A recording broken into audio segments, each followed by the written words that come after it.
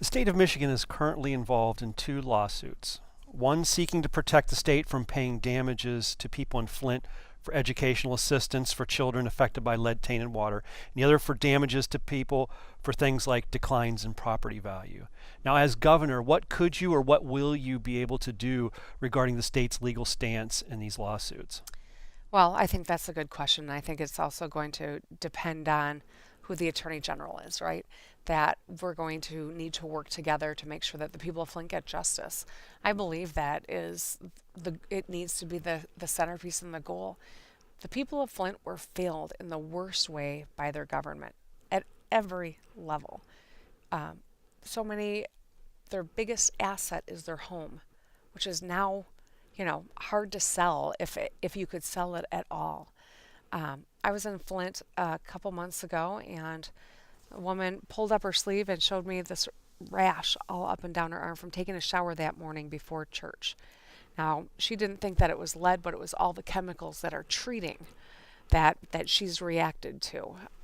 She can't bathe the way that she used to in the home that she's lived in, that is her only asset, and now is not worth a whole lot. So I do think that the people of Flint deserve justice. I think that it's going to be incumbent on me as the governor to work with the homeowners and to work with the Attorney General and to, of course, work with the budget to see what that looks like and what is just and what is doable. Now, Flint isn't the only municipality in the state struggling with lead contamination, obviously, with its drinking water.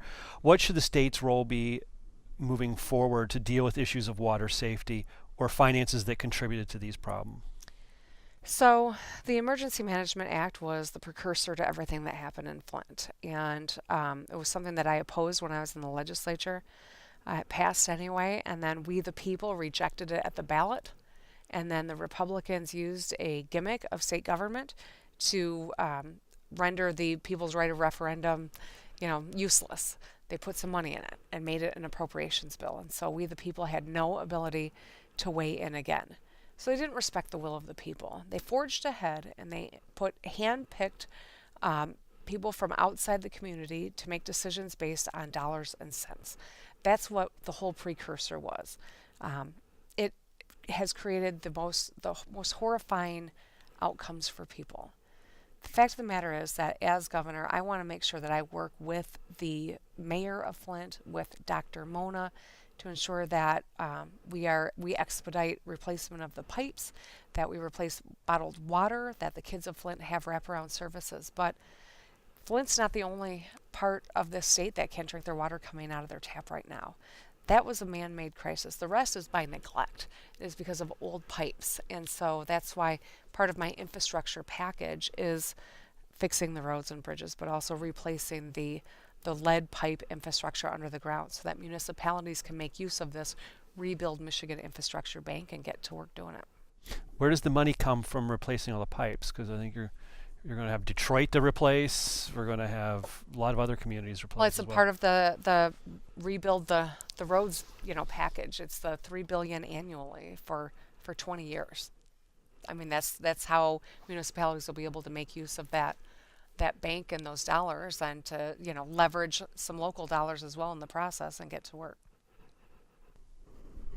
A quick follow-up to that. So is that amount of money going to be enough to do roads and pipes and other important infrastructure? Yes, annually, absolutely. And if you look at the governor's own commission, they pegged it between 3 and 4.